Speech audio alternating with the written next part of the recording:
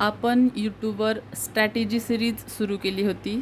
राज्यसेवेच्या पूर्वपरीक्षेसाठी subject wise strategy कशी असली पाहिजे, आयोगाचा सिलेबस ॲनालिसिस आपण पाहिलं. त्यानंतर कंबाईनच्या पूर्वपरीक्षेसाठी सब्जेक्ट वाईज स्ट्रॅटेजी काय असली पाहिजे, स्टँडर्ड बुक लिस्ट काय असली पाहिजे, हे आपण इथून मागच्या व्हिडिओमध्ये पाहिलेलं आहे. त्यानंतर आपण सुरू केलेली आहे रिव्हिजन सिरीज. MPSCचा अभ्यास करताना राज्यसेवा असो किंवा कंबाईन असो, ज्या टॉपिकची वारंवार रिव्हिजन करावी लागते त्या टॉपिकसाठी आपण रिव्हिजन सिरीज घेऊन आलेलो आहोत. या व्हिडिओमध्ये आपण पाहणार आहोत स्वातंत्र्यापूर्वीची सुधारणा कायदे, म्हणजे स्वातंत्र्याच्या आधी झालेली जे महत्त्वाचे कायदे आहेत किंवा जे इम्पॉर्टंट ॲक्ट आहेत, रेग्युलेटिंग ॲक्ट असो, त्यानंतर आहे पिट्स ॲक्ट, त्यानंतर 4 चार्टर्ड ॲक्ट झालेले आहेत, त्यांना सनदी कायदे असं सुद्धा म्हणतात. 1909चा मोर्ले मिंटो ॲक्ट असो किंवा 1919चा मॉन्टेग्यू चेम्सफर्ड ॲक्ट, याला मॉन्टेफर्डसुद्धा म्हणतात शॉर्टकटमध्ये. आणि सर्वात शेवटी पाहणार आहोत 1935चा भारत सरकारचा कायदा. राज्यसेवा प्री किंवा कंबाईन प्री असो, ग्रुप सी तर आता ग्रुप बी सोबतच होणार आहे, म्हणजे पूर्व परीक्षा असो, मुख्य परीक्षा असो, हे कायदे खूप जास्त इम्पॉर्टंट आहे. त्याच्यावर वारंवार रिव्हिजन करावी लागते. या कायद्यांच्या दृष्टीने लक्षात काय ठेवायचं किंवा पाठ कसे करायचे, तर ह्या कायद्यांचं वर्ष लक्षात ठेवायचं. 2 सेम ॲक्टमधला किंवा 2 सेम कायद्यात 1909चा कायदा असो, 1919चा सेम वाटतात, त्यांचा फरक लक्षात ठेवायचा. हे 4 चार्टर्ड ॲक्ट यांचा चौघातला फरक, म्हणजे हे 4ही कायद्यातला फरक. तर ह्या कायद्यांचं वर्ष, त्याच्यातल्या महत्त्वाच्या गोष्टी, जे सेम कायदे आहेत त्यांच्यातला फरक, त्यांचं वर्ष, हे लक्षात ठेवायचं. याच्यावर वारंवार रिव्हिजन करावी लागते. हे पूर्व परीक्षेला आणि मुख्य परीक्षेला सुद्धा इम्पॉर्टंट आहेत. तर आपण सर्वात आधी पाहूयात रेग्युलेटिंग ॲक्ट. तर रेग्युलेटिंग ॲक्टवर PYQ सुद्धा आहेत जास्त. मेन्सच्या दृष्टीने सुद्धा हा इम्पॉर्टंट ॲक्ट आहे. रेग्युलेटिंग ॲक्टचं वर्ष आहे 1773. हे वर्ष डायरेक्ट विचारलं जातं कंबाईनच्या प्रीला किंवा ग्रुप सीच्या मेन्सला सुद्धा. तर रेग्युलेटिंग ॲक्टचं वर्ष आहे 1773. तर याच्यातल्या महत्त्वाच्या गोष्टी आपण पाहूया. कायद्याबाबतीत ब्रिटिश सरकारने उचललेले पहिले पाऊल, हा पण PYQ आहे, आयोगाने विचारलेला आहे. कायद्याबाबतीत ब्रिटिश सरकारने उचललेले पहिले पाऊल कोणत्या कायद्याला म्हणतात, तर रेग्युलेटिंग ॲक्टला म्हणतात. कंपनीच्या राजकीय आणि प्रशासकीय कारभाराला प्रथमच मान्यता मिळाली, म्हणजे ह्याच्यावर कोणता प्रश्न विचारलेला आहे, कंपनीच्या राजकीय आणि प्रशासकीय कारभाराला प्रथमच मान्यता देणारा कायदा कोणता, तर रेग्युलेटिंग ॲक्ट. भारतातील केंद्रीय प्रशासनाचा पाया घालणारा कायदा कोणत्या कायद्याला म्हणतात, तर रेग्युलेटिंग ॲक्टला म्हणतात. रेग्युलेटिंग ॲक्टनुसार गव्हर्नरच्या रचनेमध्ये कोणता फरक झाला, किंवा बंगालचा गव्हर्नर जनरल कोणत्या कायद्यानुसार झाला, हा सुद्धा PYQ आहे. तर बंगालचा गव्हर्नर जनरल कोणत्या कायद्यानुसार झाला, रेग्युलेटिंग ॲक्ट 1773. हा पण PYQ आहे. बंगालचा पहिला गव्हर्नर जनरल कोण आहे, वॉरेन हेस्टिंग लक्षात ठेवलं तरी चालेल फक्त. बंगालचा पहिला governor general Warren Hastings. Madras आणि बॉम्बे प्रांतवर बंगालचे नियंत्रण आले. रेग्युलेटिंग ॲक्टनुसार मद्रास आणि बॉम्बे प्रांत जे होते त्याच्यावर बंगालचे नियंत्रण आले, म्हणजे बंगालच्या गव्हर्नर जनरलचे. सर्वोच्च न्यायालयाच्या स्थापनेची तरतूद कोणत्या कायद्यामध्ये होती, हा पण PYQ आहे. तर सर्वोच्च न्यायालयाच्या स्थापनेची तरतूद होती रेग्युलेटिंग ॲक्टमध्ये. हे इम्पे काय आहे, तर सर्वोच्च न्यायालय, पहिलं जे आपलं रेग्युलेटिंग ॲक्टनुसार जे सर्वोच्च न्यायालय स्थापन झालं होतं त्याचे पहिले सरन्यायाधीश होते इम्पे. हे पण लक्षात ठेवायचं. हा पण PYQ आहे राज्यसेवेचा. कंपनीचे कर्मचारी खाजगी व्यापार. कंपनीचे कर्मचारी म्हणजे आता जसं आपण सरकारी नोकरीला असलो तर खाजगी व्यापार करू शकत नाही. हे कोणत्या कायद्यामध्ये आहे? कंपनीचे कर्मचारी खाजगी व्यापार करू शकणार नाहीत. हे कोणत्या कायद्यानुसार होतं? Regulating act 1773. भेट किंवा लाच घेता येणार नाही. कंपनीच्या कर्मचाऱ्यांना भेट किंवा लाच घेता येणार नाही. हे सुद्धा होतं रेग्युलेटिंग ॲक्ट 1773 आणि सर्वात शेवटची गोष्ट काय लक्षात ठेवायची? भारतातील महसूल, नागरी आणि लष्करी या तिन्ही गोष्टी 4 वाक्यांमध्ये जे प्रश्न विचारले जातात त्यासाठी हे महत्त्वाचं वाक्य आहे. भारतातील महसूल, नागरी आणि लष्करी ही सर्व माहिती ब्रिटिश सरकारला देणे बंधनकारक करण्यात आले. रेग्युलेटिंग ॲक्ट 1773 नुसार भारतातील महसूल, नागरी, लष्करी ही सर्व माहिती ब्रिटिश सरकारला देणे बंधनकारक करण्यात आले. तर रेग्युलेटिंग ॲक्टबद्दल या गोष्टी लक्षात ठेवायच्या. याच्यावर वारंवार प्रश्न विचारले जातात. रेग्युलेटिंग ॲक्ट नंतर आपण पाहणार आहोत Pitt's India act. Pitt's India act 1784.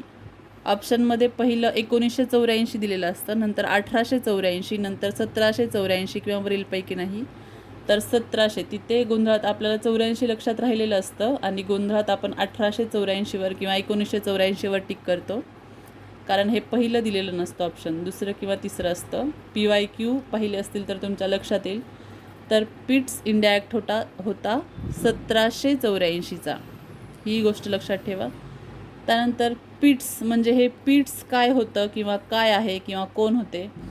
तर त्यावेळेसचे ब्रिटनचे पंतप्रधान होते. कोण? विल्यम पिट. तर विल्यम पिट यांनी हा ॲक्ट आणला होता किंवा त्यावेळी ब्रिटनच्या संसदेत त्यांनी मांडला होता, म्हणून पिट्स इंडिया ॲक्ट म्हणतात त्याला. Pitt's India act 1784. कंपनीचे व्यावसायिक आणि राजकीय भेद स्पष्ट केले. म्हणजे व्यावसायिक कामे कोणती आहेत आणि राजकीय कामे कोणती आहेत त्याच्यातील फरक स्पष्ट केला. कोणत्या कायद्याने? Pitt's India act 1784. व्यावसायिक आणि राजकीय कार्यामध्ये कसा फरक स्पष्ट केला? तर व्यावसायिक कार्यासाठी कोर्ट ऑफ डायरेक्टर्स यांची नेमणूक केली आणि राजकीय कार्यासाठी बोर्ड ऑफ कंट्रोल यांची नेमणूक केली. व्यावसायिकसाठी केलं कोर्ट ऑफ डायरेक्टर्स, राजकीयसाठी बोर्ड ऑफ कंट्रोल. हे जे व्यावसायिक आणि राजकीय कार्यामध्ये भेद केला त्याला काय म्हटलं गेलं? दुहेरी शासन व्यवस्था. व्यावसायिक आणि राजकीय अशी जी दुहेरी शासन व्यवस्था झाली ती कोणत्या कायद्याने स्थापन झाली? तर पिट्स इंडिया ॲक्ट 1784. त्यानंतर आपण जे रेग्युलेटिंगमध्ये पाहिलं होतं महसूल, नागरी, लष्करी यांची माहिती देणे बंधनकारक कशाने केलं होतं? रेग्युलेटिंगनुसार. आणि महसूल, नागरी आणि लष्करी यावर देखरेख ठेवण्याचं काम कोणाकडे दिलं? बोर्ड ऑफ कंट्रोलकडे. हा पण PYQ आहे. तर हे जे राजकीय कार्य पाहण्यासाठी स्थापन केलेलं होतं बोर्ड ऑफ कंट्रोल यांनीच देखरेख ठेवायची. कशावर? महसूल, नागरी आणि लष्करी कामांवर. तर फक्त देखरेख हा पण शब्द येऊ शकतो किंवा देखरेख आणि निर्देशन असा शब्द आला तर तो पण बरोबर आहे. म्हणजे हे पूर्ण वाक्य बरोबर राहील. यावर देखरेख आणि निर्देशन ठेवण्याचे किंवा देखरेख ठेवण्याचे आणि निर्देशन देण्याचे काम कोणाचं होतं? बोर्ड ऑफ कंट्रोलचं. त्यानंतर आहे भारताला, म्हणजे त्यावेळेस जे इंग्रज सरकारच्या काळातील भारत होतं तर त्या भारताला भारतातील ब्रिटिश मालमत्ता असं म्हणायला सुरुवात झाली. कोणत्या कायद्यानुसार? पिट्स इंडिया ॲक्ट 1784 नुसार भारताला म्हणजे तेव्हाच्या भारताला भारतातील ब्रिटिश मालमत्ता असे म्हणायला सुरुवात झाली. त्यानंतर भारतातील ईस्ट इंडिया कंपनीच्या कारभारावर जे कंपनीचा कारभार म्हणायचे, म्हणजे ईस्ट इंडिया कंपनी जी भारतात आली होती सत्तेसाठी, तर त्या ईस्ट इंडिया कंपनीच्या कारभारावर ब्रिटनचे म्हणजे कोणाचे? ब्रिटिश सरकारचे सर्वोच्च नियंत्रण. म्हणजे पिट्स इंडिया ॲक्ट 1784नुसार जे पंतप्रधान विल्यम पिट म्हणजे ते ब्रिटनचे पंतप्रधान त्यांनी मांडलं होतं पिट्स इंडिया ॲक्ट, त्यानुसार जे कंपनीचा कारभार चालतोय भारतामध्ये त्याच्यावर सर्वोच्च नियंत्रण कोणाचं असणार? ब्रिटिश सरकारचं. हे पिट्स इंडिया ॲक्टनुसार ठरवलं गेलं किंवा पिट्स ॲक्टमध्ये असं होतं की कंपनीच्या राज्यकारभारावर सर्वोच्च नियंत्रण असणार ब्रिटिश सरकारचं. कारभारावर म्हणजे कोणत्या कारभारावर? कारभार आणि प्रशासन ह्या दोन्ही कामांवर, कारभारावर आणि प्रशासनावर दोघांवरही सर्वोच्च नियंत्रण कोणाचं असणार? ब्रिटिश सरकारचं. म्हणजे ब्रिटनचे सर्वोच्च नियंत्रण कोणत्या कायद्यानुसार? Pitt's India act 1784.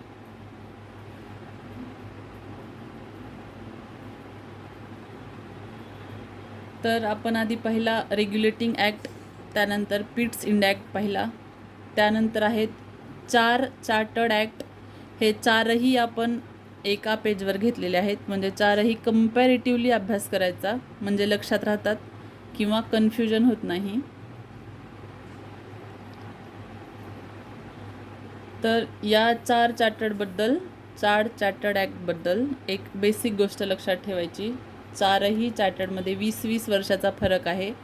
जर आपल्याला परीक्षेच्या गडबडीमध्ये ऑप्शनमध्ये कन्फ्युजन होत असेल तर 20 वर्षाचा गॅप आहे का किंवा कोणताही एक लक्षात राहिला 1813, 33 किंवा 53, तर ऑप्शनमध्ये लक्षात ठेवायचं 20-20 वर्षाचा फरक होता सर्व कायद्यांमध्ये. तर आपण याच्यातला बेसिक डिफरन्स पाहूयात. सर्वात पहिला चार्टर्ड ॲक्ट होता 1793चा चार्टर्ड ॲक्ट. पहिला होता 1793, दुसरा होता 1813, तिसरा होता 1833 आणि 53. 93, 13, 33, 53 याच्यावरून लक्षात ठेवायचं. 20-20 वर्षाचा फरक लक्षात ठेवायचा. तर पहिला आहे 1793चा चार्टर्ड ॲक्ट. त्याच्यानुसार काय झालं? कॉर्नवलिसला दिलेले सर्व अधिकार. कॉर्नवलिसला काही अधिकार दिलेले होते, त्याच्यासाठी एक स्पेशल कायदा झाला होता. पण 1793मध्ये काय झालं? त्याला दिलेले, कोणाला? कॉर्नवलिसला दिलेले सर्व अधिकार भावी गव्हर्नर जनरल्सना दिले.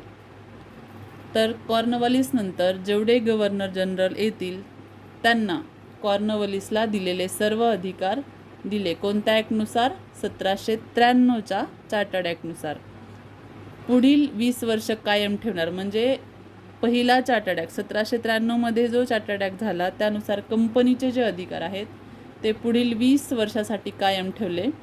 म्हणजे हे वाक्य ह्या कायद्यात पण होतं, ह्या कायद्यात पण होतं. म्हणजे पुढील 20 वर्ष ह्याच्यामध्ये, परत पुढे 20 वर्ष ह्याच्यामध्ये, परत पुढे 20 वर्ष. त्यानंतर 53मध्ये असं नव्हतं. 53मध्ये आपण पाहूयात काय होतं. पहिल्या तिन्ही चार्टर्डमध्ये होतं पुढील 20 वर्षासाठी कायम ठेवायचं काय? कंपनीची राजवट.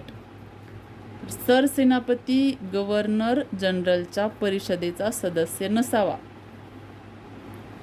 म्हणजे आता जे आहे ना की राष्ट्रपती लोकसभेचा आणि राज्यसभेचा सदस्य नसावा, तसंच आहे.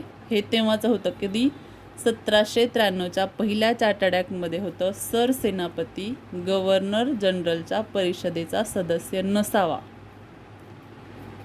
त्यानंतर काय होतं? बोर्ड ऑफ कंट्रोलचा, म्हणजे बोर्ड ऑफ कंट्रोल जे नेमलं होतं त्याचे जे अध्यक्ष आहेत, सदस्य आहेत, कर्मचारी आहेत, त्यांचा पगार भारतीय महसुलातून होणार. हा खूप वेळा विचारलेला PYQ आहे. आयोगाने खूप वेळा 4 वाक्यांमध्ये किंवा पर्सनली एका वाक्यामध्ये सेपरेट असे या वाक्यावर प्रश्न विचारलेले आहेत. तर बोर्ड ऑफ कंट्रोलचा पगार भारतीय महसुलातून होणार हे कोणत्या ॲक्टनुसार होतं? तर 1793च्या चार्टर्ड ॲक्टनुसार होतं. आणि हा पण विचारला गेलेला आहे कोणत्या कायद्यानुसार रद्द झालं की बोर्ड ऑफ कंट्रोलचा पगार भारतातून देणार? तर 1919च्या कायद्यात हे रद्द झालं होतं. बोर्ड ऑफ कंट्रोलचा पगार भारतीय महसुलातून होणार हे 1793च्या चार्टर्ड ॲक्टनुसार होतं. ते 1919मध्ये रद्द झालं होतं. तर हा आहे पहिला चार्टर्ड ॲक्ट. आता आपण पाहणार आहोत दुसरा चार्टर्ड ॲक्ट. कधीचा आहे? 1813चा. तर ह्याच्यावर एक प्रश्न नेहमी विचारला जातो किंवा ह्या कायद्यावर एक प्रश्नच विचारला जातो वारंवार. शिक्षणावर 1 लाख रुपये खर्च करणे ही तरतूद कोणत्या कायद्यात होती? तर 1813च्या चार्टर्ड ॲक्टमध्ये ही तरतूद होती की शिक्षणावर 1,00,000 रुपये खर्च करावेत. तर 1813च्या चार्टर्ड ॲक्टनुसार महत्त्वाच्या कोणत्या गोष्टी झाल्या? कंपनीचा व्यापार संपला, म्हणजे कंपनीचा ईस्ट इंडिया कंपनीचा जो व्यापार होत होता भारतामध्ये त्याचा एकाधिकार संपवला. म्हणजे काय? फक्त ईस्ट इंडिया कंपनीच इथून मागे भारतामध्ये व्यापार करू शकत होती, पाश्चिमात्य कंपनी. तर तो एकाधिकार संपला, म्हणजे आता कोणीही भारतामध्ये व्यापार करू शकत होतं. पण चहा आणि चीन, च वरून लक्षात ठेवायचं, चहाचा व्यापार आणि चीनशी व्यापार हे कायम ठेवण्यात आलं. म्हणजे तो अधिकार संपवला नव्हता. कोणाचा? ईस्ट इंडिया कंपनीचा. 1813च्या चार्टर्ड ॲक्टनुसार शिक्षणावर 1,00,000 रुपये खर्च करणे, कंपनीचा व्यापाराचा एकाधिकार संपवला, चहा आणि चीनचा कायम ठेवला. कंपनीचा प्रदेश, ईस्ट इंडिया कंपनीचा भारतातील जो प्रदेश आहे त्याला ब्रिटिश राजवट असं म्हटलं गेलं. कधीपासून? 1813. ख्रिश्चन मिशनरींना भारतात प्रबोधनाची परवानगी दिली. म्हणजे काय? धर्म प्रसाराची परवानगी. ख्रिश्चन मिशनरींना धर्म प्रसाराची परवानगी दिली गेली. कोणत्या कायद्यानुसार? 1813. पाश्चिमात्य शिक्षणाचा प्रसार, त्यानंतर कर न भरल्यास शिक्षा होणार. कर न भरल्यास शिक्षा होणार ही तरतूद कोणत्या कायद्यामध्ये होती? तर 1813च्या कायद्यामध्ये. शिक्षणासाठी प्रतिवर्ष 1,00,000 रुपये. इम्पॉर्टंट आहे, खूप वेळा विचारलेला प्रश्न आहे. शिक्षणावर प्रतिवर्ष 1,00,000 रुपये खर्च करणे 1813च्या कायद्यात होते. तर हा झाला दुसरा चार्टर्ड. आता आपण पाहणार आहोत तिसरा चार्टर्ड ॲक्ट 1833चा. पहिला जो होता 1793, 20 वर्ष कायम होता. त्यानंतर 20 वर्षानंतर आला 1813चा, तोही 20 वर्ष कायम होता. त्यानंतर आला 1833चा. 1833च्या कायद्याला केंद्रीकरण कायदा म्हणतात. हा पण PYQ आहे. किंवा कोणत्या कायद्याला केंद्रीकरण कायदा म्हणतात? तर 1833. सर्वात बेसिक फरक किंवा महत्त्वाचा बदल काय झाला? बंगालचा गव्हर्नर जनरल काय झाला? भारताचा गव्हर्नर जनरल. बंगालचा गव्हर्नर जनरल झाला भारताचा गव्हर्नर जनरल. पहिला कोण झाला भारताचा? म्हणजे भारताचा पहिला गव्हर्नर जनरल झाला बेंटिक. हा पण PYQ आहे. बंगालचा गव्हर्नर झाला भारताचा गव्हर्नर जनरल. चहा आणि चीन ह्या कायद्यानुसार 1813च्या कायद्यानुसार जो चहा आणि चीनचा व्यापार कायम ठेवला होता तो सुद्धा संपुष्टात आला. कोणत्या कायद्यानुसार? 1833च्या कायद्यानुसार. 1833च्या आधीचे जे कायदे होते त्यांना नियम म्हटलं होतं, त्याच्यानंतरच्या कायद्यांना म्हटलं अधिनियम. आता आपण जे म्हणतो अधिनियम हा, अधिनियम तो, तर 1833 पूर्वी त्यांना नियम म्हटलं जात होतं, नंतर म्हटलं गेलं. 1833च्या नंतर अधिनियम म्हटलं जाऊ लागलं. आत्तापर्यंत अधिनियमच म्हणतात. तर कंपनी, ईस्ट इंडिया जी कंपनी होती त्याला काय म्हटलं गेलं 1833 नंतर? प्रशासकीय संस्था. 1833 पूर्वी ईस्ट इंडिया कंपनी ज्याला म्हटलं जात होतं त्याला 1833 नंतर प्रशासकीय संस्था म्हटलं जाऊ लागलं. स्पर्धा परीक्षा घेण्याचा प्रयत्न, हा महत्त्वाचा प्रश्न आहे किंवा महत्त्वाचं वाक्य आहे. स्पर्धा परीक्षा घेण्याचा प्रयत्न. स्पर्धा परीक्षा घेण्याचा प्रयत्न किंवा तरतूद कोणत्या कायद्यात होती? 1833च्या. आणि अजून एक प्रश्न असतो, स्पर्धा परीक्षा घेण्याला सुरुवात कोणत्या कायद्यानुसार झाली? तर हे स्पर्धा परीक्षा सुरू झाली होती 1853च्या कायद्यानुसार. पण स्पर्धा परीक्षा घेण्याचा प्रयत्न किंवा तरतूद होती 1833च्या चार्टर्डमध्ये. त्याच्यानंतर आहे भारतीयांना कोर्ट ऑफ डायरेक्टर्स, जे आपण दुहेरी शासन पद्धतीमध्ये पाहिलं होतं, कोर्ट ऑफ डायरेक्टर आणि बोर्ड ऑफ कंट्रोल, त्यामधलं भारतीयांना कोर्ट ऑफ डायरेक्टर्समध्ये नोकरी मिळावी ही तरतूद होती. कोणत्या कायद्यामध्ये? 1833च्या कायद्यामध्ये तरतूद होती. हे राज्यसेवेच्या प्रीला येऊन गेलेला प्रश्न आहे. भारतीयांना कोर्ट ऑफ डायरेक्टर्समध्ये नोकरी मिळावी तरतूद कोणत्या कायद्यात होती? 1833. पण नंतर ती रद्द करण्यात आली. म्हणजे तरतूद होती. स्पर्धा परीक्षेची सुद्धा तरतूद होती 1833च्या कायद्यामध्ये. आणि हा सर्वात महत्त्वाचा आहे, प्रथमच कायदा सदस्य नेमला गेला. प्रथमच कायदा सदस्य नेमला गेला 1833च्या कायद्यानुसार. कोण? मेकॉले. जी मेकॉलेची शिक्षण पद्धती आहे भारतामध्ये आपण म्हणतो, त्याला नेमलं होतं 1833च्या कायद्यानुसार. कोण म्हणून? कायदा सदस्य म्हणून नेमलं होतं मेकॉलेला 1833नुसार. तर हा झाला तिसरा चार्टर्ड. आता आपण पाहणार आहोत शेवटचा चार्टर्ड ॲक्ट. आपण पाहणार आहोत शेवटचा चार्टर्ड ॲक्ट म्हणजे 1853. शेवटचा कायदा नाही, चार्टर्ड ॲक्ट 4 होते. 1793, 1813, 1833, 1853. तर हे 20-20 वर्ष कायम ठेवावे अशी तरतूद होती. हा शेवटचा काय आहे का आहे तर जी नेहमीच्या कायद्यांमध्ये तरतूद म्हणजे नेहमीच्या चार्टर्ड ॲक्टमध्ये जी 20 वर्ष कायम ठेवावा, म्हणजे हा चार्टर्ड ॲक्ट 20 वर्ष कायम ठेवावा, ही पहिल्या तिन्ही कायद्यांमध्ये तरतूद होती. 1853च्या कायद्यात अशी तरतूद नव्हती. 1853मध्ये काय सांगितलं? जोपर्यंत इंग्रजी सत्ता आहे किंवा ब्रिटनची सत्ता आहे तोपर्यंत त्याची व्हॅलिडिटी राहणार किंवा ते व्हॅलिड राहणार. कोण? Chartered act. म्हणून या कायद्यामध्ये ती तरतूद नव्हती की 20 वर्ष कायम ठेवावी, कारण की त्याला अनलिमिटेड व्हॅलिडिटी भेटली होती, म्हणजे जोपर्यंत ब्रिटन सत्ता आहे तोपर्यंत. घटनात्मकदृष्ट्या सर्वात महत्त्वाचा कायदा हा PYQ आहे. चार्टर्ड ॲक्टमधल्या कोणत्या कायद्याला किंवा इतिहासातील कोणत्या कायद्याला घटनात्मकदृष्ट्या सर्वात महत्त्वाचा कायदा म्हणतात? 1853च्या कायद्याला. का म्हणतात महत्त्वाचा? कारण की त्याची व्हॅलिडिटी अनलिमिटेड होती, म्हणजे कितीही काळापर्यंत, त्याची फिक्स मुदत नव्हती. जसं आधीच्या कायद्यांना 20 वर्ष किंवा 10 वर्ष किंवा 15 वर्ष अशी मुदत असायची, म्हणजे पहिल्या 3 चार्टर्ड ॲक्टला 20 वर्षाची मुदत होती. तसा हा बेमुदत कायदा होता, म्हणून याला घटनात्मकदृष्ट्या सर्वात महत्त्वाचा कायदा म्हणतात. प्रथमच 1853च्या चार्टर्ड ॲक्टनुसार प्रथमच कायदे मंडळ आणि कार्यकारी मंडळ वेगवेगळे केले. हा पण PYQ आहे. कायदे निर्मिती हे सरकारचे विशेष कार्य म्हणून ओळखले जाऊ लागले. कायदे निर्मिती हे सरकारचेच कार्य आहे, विशेष कार्य. हे 1853च्या चार्टर्ड ॲक्टनुसार ठरवलं गेलं किंवा 1853च्या कायद्यामध्ये ही तरतूद होती की कायदे निर्मिती हे सरकारचे विशेष कार्य आहे.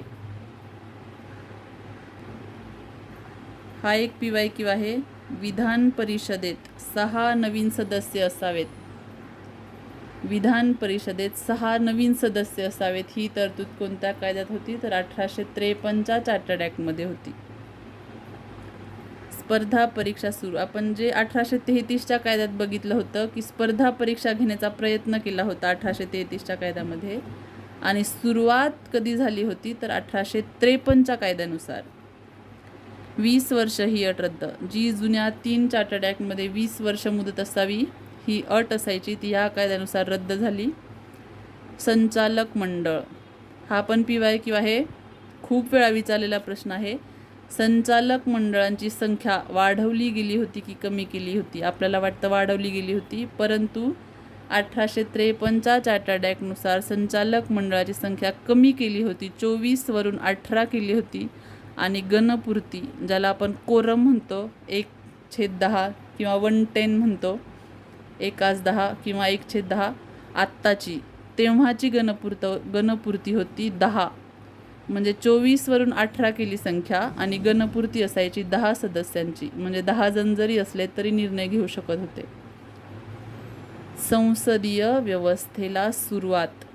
PYQ आहे, आयोगाने विचारलेला आहे. संसदीय व्यवस्थेला सुरुवात कोणत्या कायद्यानुसार झाली? 1853च्या चार्टर्ड ॲक्टनुसार. आपण 4 चार्टर्ड ॲक्ट पाहिले, त्यानंतर महत्त्वाचे 2 कायदे आहेत. 1909चा कायदा आणि 1919चा कायदा. याच्यावर प्रीला किंवा मेन्सला फिक्स क्वेश्चन असतो. प्रीला किंवा मेन्सला, प्री आणि मेन्सला दोन्ही असतो. तर 1909च्या कायद्याला म्हणतात मोर्ले मिंटो कायदा किंवा मोर्ले मिंटो सुधारणा कायदा किंवा 1909चा सुधारणाविषयक कायदा. 1919च्या कायद्याला म्हणतात मॉन्टेग्यू चेम्सफर्ड कायदा किंवा 1919चा सुधारणाविषयक कायदा किंवा याला मॉन्टेफर्ड ॲक्ट असं सुद्धा म्हणतात. 1909 म्हटलं की मोर्ले मिंटो लक्षात ठेवायचं, 1919 म्हटलं की मॉन्टेग्यू चेम्सफर्ड असं लक्षात ठेवायचं. तर दोघांमध्ये काय फरक आहे हे आपण पाहूयात. 1909चा मोर्ले मिंटो कायदा म्हटला तर ह्या 4-5 गोष्टी लक्षात ठेवायचा. तर मोर्ले होते भारत मंत्री आणि मिंटो त्यावेळेसचे व्हॉइस रॉय होते. मोर्ले मिंटो कायदा का म्हणतात तर मोर्ले त्यावेळेसचे भारत मंत्री होते, मिंटो त्यावेळेसचे व्हॉइस रॉय होते. हा पण प्रश्न येऊन गेलेला आहे. मोर्ले मिंटो कायद्यातील जे मिंटो होते ते म्हणजे काय आहे, ते मिंटो म्हणजे तेव्हाचे व्हॉइस रॉय होते. विधान परिषदेतील सदस्य संख्या 16 वरून डायरेक्ट 60 एवढी वाढवली होती. मोर्ले मिंटो कायद्यानुसार विधान परिषदेची सदस्य संख्या 16 वरून 60 एवढी वाढवली होती. त्यानंतर व्हॉइसरॉयच्या कार्यकारी मंडळात सत्येंद्र प्रसाद सिन्हा यांना कायदा सदस्य म्हणून घेतलं होतं किंवा प्रथमच व्हॉइसरॉयच्या कार्यकारी मंडळात काम करणारे पहिले भारतीय कोण आहेत तर सत्येंद्र प्रसाद सिन्हा. हा पण प्रश्न येऊन गेलेला आहे. तर हे पूर्ण वाक्य लक्षात ठेवायचं. सत्येंद्र प्रसाद सिन्हा यांना व्हॉइसरॉयच्या कार्यकारी मंडळात घेतलं होतं कायदा सदस्य म्हणून. त्यानंतर हा पण PYQ आहे. मुस्लिमांसाठी म्हणजे मुस्लिम समाजासाठी वेगळा मतदारसंघ असावा किंवा मुस्लिमांना वेगळा मतदारसंघ कोणत्या कायद्यामध्ये तरतूद होती तर 1909च्या मोर्ले मिंटो कायद्यानुसार मुस्लिमांना वेगळा मतदारसंघ किंवा स्वतंत्र मतदारसंघ मिळाला. सांप्रदायिकतेला कायदेशीर मान्यता देणारा कायदा कोणता? 1909चा मोर्ले मिंटो कायदा. सांप्रदायिकतेला कायदेशीर मान्यता म्हणूनच काय सांप्रदायिकतेचा जनक कोणाला म्हणतात? लॉर्ड मिंटोला. हा मोर्ले मिंटो कायद्यामधील हे जे व्हॉइसरॉय होते मिंटो यांना सांप्रदायिकतेचा जनक म्हणतात. का? सांप्रदायिकतेला कायदेशीर मान्यता देणारा कायदा त्यांनी आणला होता 1909चा सुधारणाविषयक कायदा म्हणजे मोर्ले मिंटो कायदा. प्रथमच निवडणुकीचे तत्त्व मान्य केले. 1909च्या मोर्ले मिंटो कायद्याने प्रथमच निवडणुकीचे तत्त्व मान्य केले. हा PYQ आहे, येऊन गेलेला प्रश्न आहे. सार्वजनिक हितासाठी म्हणजे हे जे व्हॉइसरॉयचं कार्यकारी मंडळ होतं त्यामध्ये सार्वजनिक हितासाठी चर्चा पण होऊ शकत होती, नियम पण बनू शकत होते, पण ते नाकारण्याचा अधिकारही होता त्यांना. पण ही तरतूद सार्वजनिक हितासाठी चर्चा आणि नियम करण्याची तरतूद होती 1909च्या कायद्यामध्ये. आपण ह्या गोष्टी 1909च्या कायद्यासाठी पाहणार आहोत, नंतर आपण 19च्या पाहणार आहोत म्हणजे आपल्याला फरक लक्षात येईल. 1909च्या कायद्याला किंवा मोर्ले मिंटो कायद्याला नाशाचे कारण असं कोण म्हटलं होतं? PYQ आहे गांधीजी. किंवा गांधीजींनी मोर्ले मिंटो कायद्याला काय म्हटले होते तर नाशाचे कारण म्हटले होते. के मुन्शींनी काय म्हटले होते? लोकशाहीला भोकसले. हा प्रश्न आला होता की मोर्ले मिंटो कायद्याने लोकशाहीला भोकसले असं कोण म्हटलं होतं तर के मुन्शी होतं ऑप्शनमध्ये. पण त्यावेळेस बऱ्याच लोकांनी गांधीजी हे उत्तर लिहिलं होतं लोकशाही शब्द असल्यामुळे. पण लोकशाहीला भोकसले असं के मुन्शी म्हणाले होते 1909च्या कायद्याला. आपण ड्रॅगनचे दात पेरले आहेत हा राज्यसेवेचा PYQ आहे. राज्यसेवेच्या पूर्व परीक्षेला विचारलेला प्रश्न आहे. आपण ड्रॅगनचे दात पेरले आहेत असं 1909च्या कायद्याला कोण म्हटलं होतं किंवा आपण ड्रॅगनचे दात पेरले आहेत असं कोणाला म्हणालं होतं तर मोर्लेने मिंटोला म्हटले होते. मोर्लेने मिंटोला म्हटले होते की आपण ड्रॅगनचे दात पेरले आहेत. हा टाईमपाससाठी घेतलेलं वाक्य नाही आहे, हे परीक्षेला येऊन गेलेला प्रश्न आहे. 1909च्या कायद्या म्हणजे 1909च्या कायद्याला म्हणतात मोर्ले मिंटो. यानुसार म्हणजे यावेळेस मोर्ले म्हणाला होता मिंटोला की आपण ड्रॅगनचे दात पेरले आहेत. हा राज्यसेवेला येऊन गेलेला प्रश्न आहे. 1909च्या कायद्याबद्दल या गोष्टी लक्षात ठेवायच्या. आता आपण 1919चा पाहूयात. 1919च्या कायद्याला म्हणतात मॉन्टेग्यू चेम्सफोर्ड कायदा किंवा मॉन्टेफर्ड ॲक्ट असं सुद्धा म्हणतात, किंवा 1919चा सुधारणा विषयक कायदा असं सुद्धा म्हणतात. तर जसं 1909च्या कायद्यामध्ये आपण पाहिलं की मुस्लिमांना स्वतंत्र मतदारसंघ मिळालं होतं. 1919नुसार कोणाला मिळालं होतं? शीखांना स्वतंत्र मतदारसंघ. म्हणजे जर 1909 म्हटलं की मुस्लिमांना स्वतंत्र मतदारसंघ, 1919 म्हटलं की शीखांना स्वतंत्र मतदारसंघ. तर याच्यामध्ये ह्या दोन बेसिक गोष्टी लक्षात ठेवायच्या. ऑगस्ट घोषणा आणि ऑगस्ट ऑफर. ऑप्शनमध्ये हे दोन्ही शब्द आल्यावर कन्फ्युजन होतं किंवा कधी कधी आपल्याला दोघांपैकी एकच गोष्ट लक्षात असते. तर ऑगस्ट घोषणा काय आहे? 20 ऑगस्ट 1917. हे जे 1919चा कायदा झाला याच्यामुळे 20 ऑगस्ट 1917मध्ये काय झालं होतं? ऑगस्ट घोषणा झाली होती जी मॉन्टेग्यूने केली होती. हाच मॉन्टेग्यू म्हणजे मॉन्टेग्यू चेम्सफोर्ड कायद्यातला मॉन्टेग्यू. 20 ऑगस्ट 1917मध्ये झाली होती ऑगस्ट घोषणा. आणि ऑगस्ट ऑफर काय आहे? ऑगस्ट ऑफर आहे 1940ची, जी लिन लिथगो यांनी 1940मध्ये जी ऑफर दिली होती. काय? भारतीयांनी स्वतःची घटना तयार करावी. ही लिन लिथगोने 1940मध्ये ऑगस्ट ऑफर दिली होती. ही ऑगस्ट ऑफर आहे. आणि ही ऑगस्ट घोषणा आहे 1917ची, मॉन्टेग्यूने केलेली. जबाबदार शासन पद्धती अस्तित्वात येईल. या दोन बेसिक गोष्टी लक्षात ठेवायच्या. विचारून झालेल्या आहेत, परत विचारू शकतात. तर हे का सांगितलं? तर हा ऑगस्ट घोषणा देणारा जो मॉन्टेग्यू आहे तोच मॉन्टेग्यू चेम्सफोर्ड कायद्यातला मॉन्टेग्यू आहे 1919च्या कायद्यातला.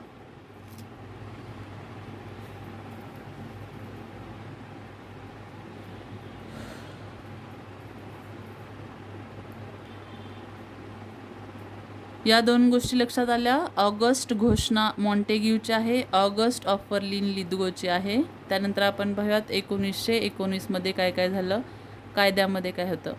तर भारत हा ब्रिटिश साम्राज्याचा अविभाज्य भाग राहील. अविभाज्य भाग म्हणजे कायमस्वरूपी. भारत हा ब्रिटिश साम्राज्याचा कायमस्वरूपी भाग राहणार, हे 1919च्या कायद्यात होतं.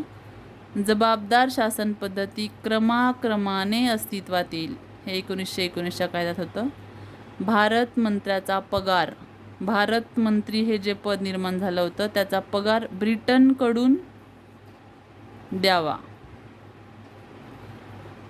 1793मध्ये भारत मंत्री हे पद निर्माण झालं होतं. 1793 पासून भारत देत होता भारत मंत्र्याचा पगार. 1793 पासून भारत देत होता भारत मंत्र्याचा पगार. 1919मध्ये काय झालं? भारत मंत्र्याचा पगार ब्रिटन देणार. हाय कमिशनर हे पद निर्माण झालं. 1919मध्ये काय झालं? हाय कमिशनर हे पद निर्माण झालं आणि त्याची नियुक्ती आणि पगार दोन्हीही भारताकडून देण्यात येणार. म्हणजे भारत देणार. कोणाची? हाय कमिशनरची. कॅन्सल काय झालं? भारत मंत्र्याचा जो भारत पगार देत होता, म्हणजे भारत मंत्र्याचा पगार जो भारत देत होता ते कॅन्सल झालं.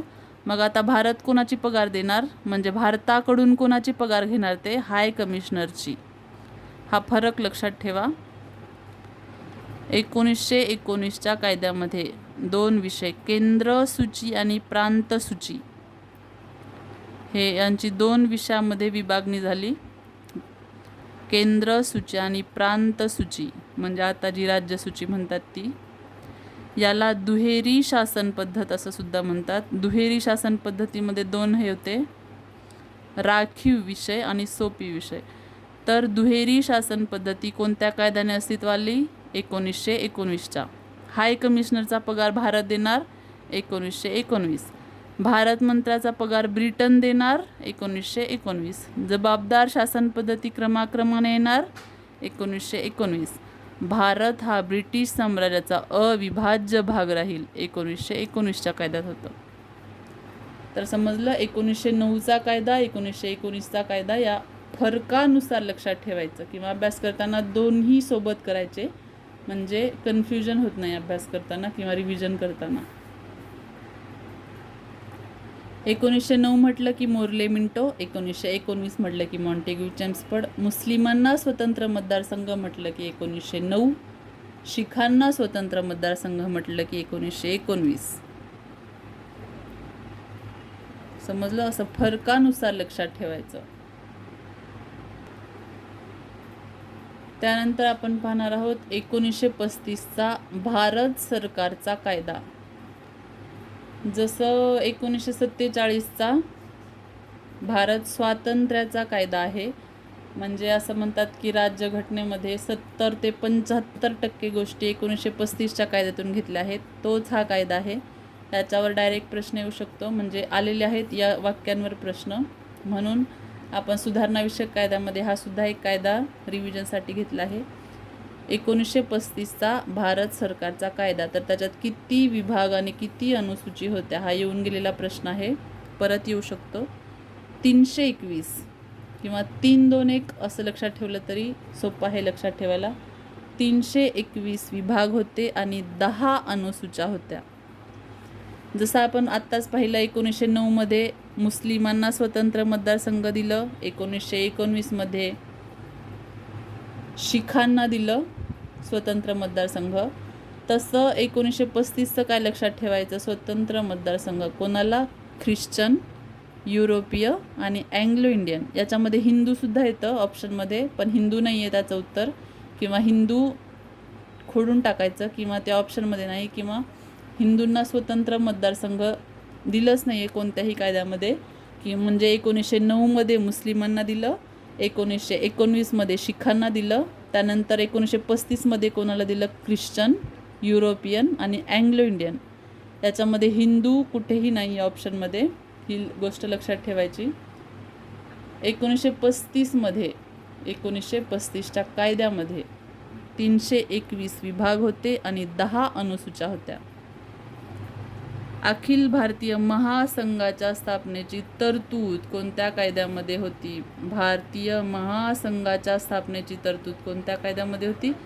1935च्या कायद्यामध्ये. पण संस्थानिकांनी भाग घेतल्यामुळे ते महासंघ अस्तित्वात आलं नाही, पण तरतूद होती या कायद्यामध्ये, लक्षात ठेवायचं.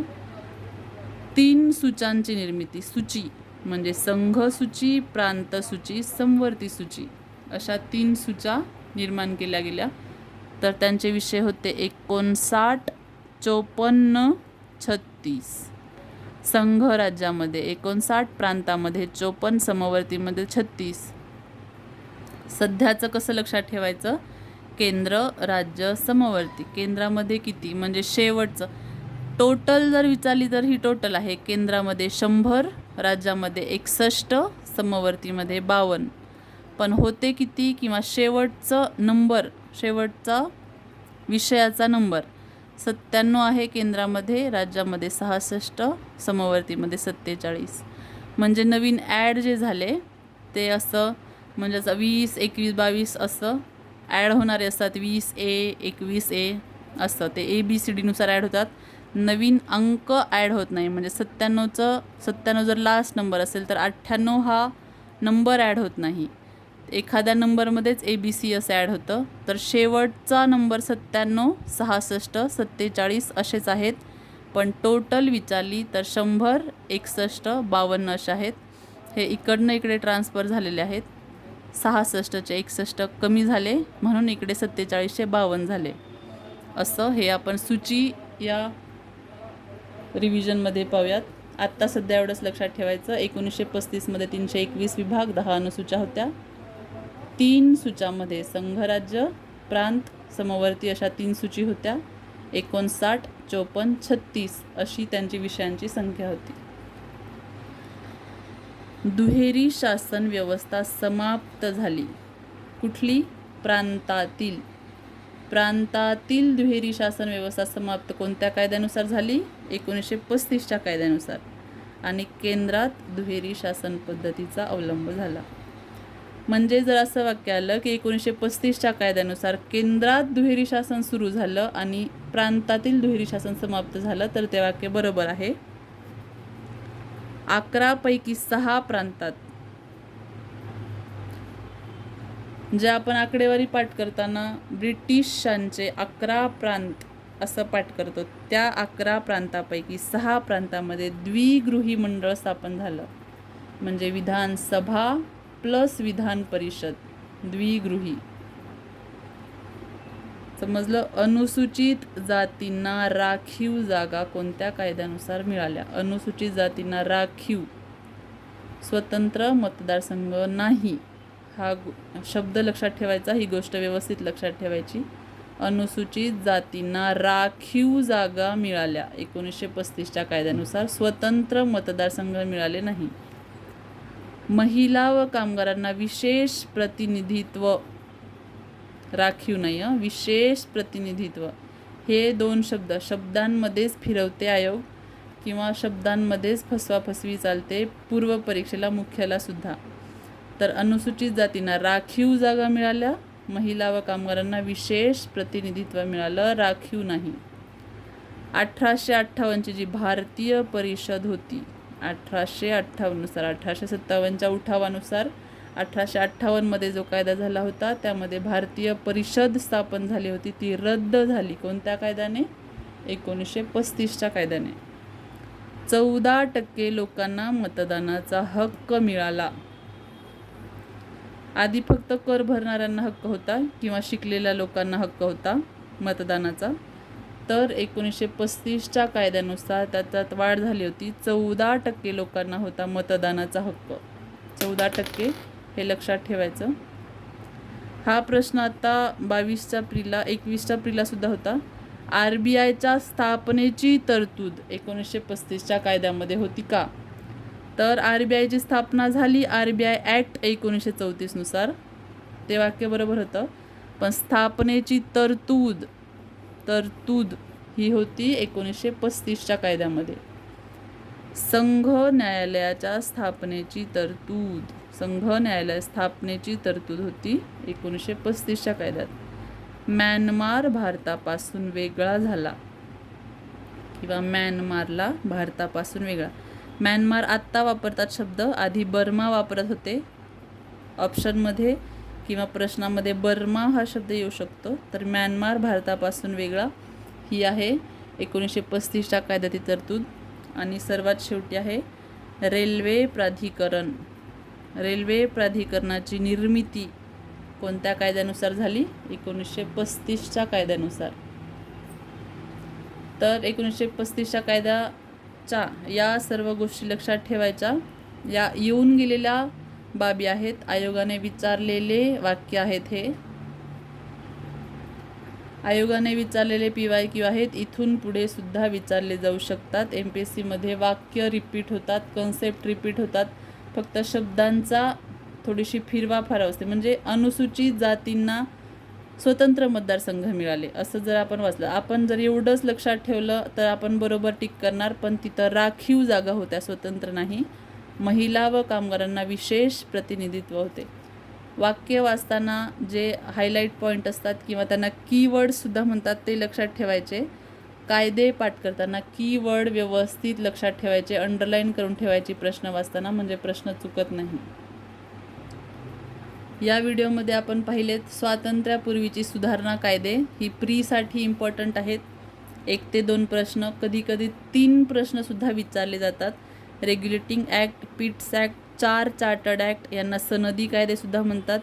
1909चा मोर्ले मिंटो ॲक्ट, 1919चा मॉन्टेग्यू चेम्सफोर्ड, याला मॉन्टेफर्डसुद्धा म्हणतात. आणि 1935चा भारत सरकार कायदा. हे कायदे खूप इम्पॉर्टंट आहेत. याची वारंवार रिव्हिजन करावी लागते. याची फरक करून इकडे 1909चा, इकडे 1919चा किंवा इकडे 1833चा कायदा, 1853चा कायदा, असं फरकानुसार लक्षात ठेवायचे कायदे. ऑल द बेस्ट सर्वांना.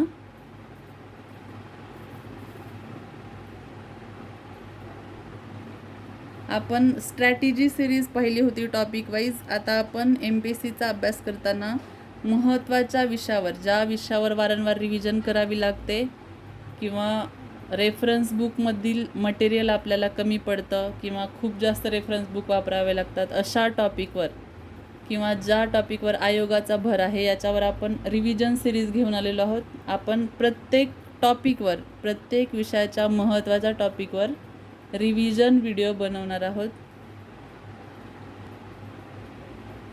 ऑल द बेस्ट सर्वांना MPSCसाठी.